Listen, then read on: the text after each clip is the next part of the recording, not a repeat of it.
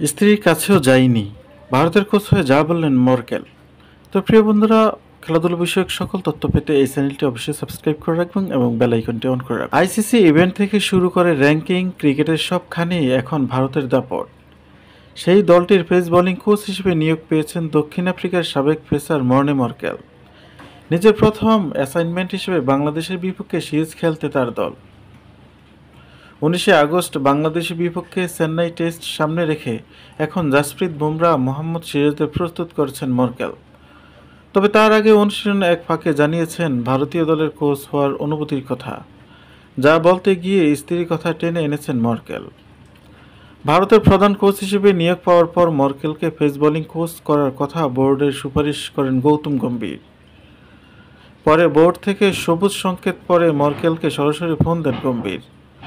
গম্ভীরের কাছ থেকে ভারতের বোলিং কোচ হওয়ার প্রস্তাব পেয়ে কী অনুভূতি হয়েছিল মর্কেলের, সেটাই এবার জানিয়েছিলেন মর্কেল। মর্কেল বলেন, যখন আমি কলটি শেষ করি, আমি প্রায় 5 মিনিটের জন্য ঘরে বসে এটি নিয়ে ভাবছিলাম। আমি প্রথম আমার বাবাকে ফোন করি, তিনি আমার সাথে কথা বলেছিলেন। আমি এমনকি আমার স্ত্রীর কাছেও যাইনি।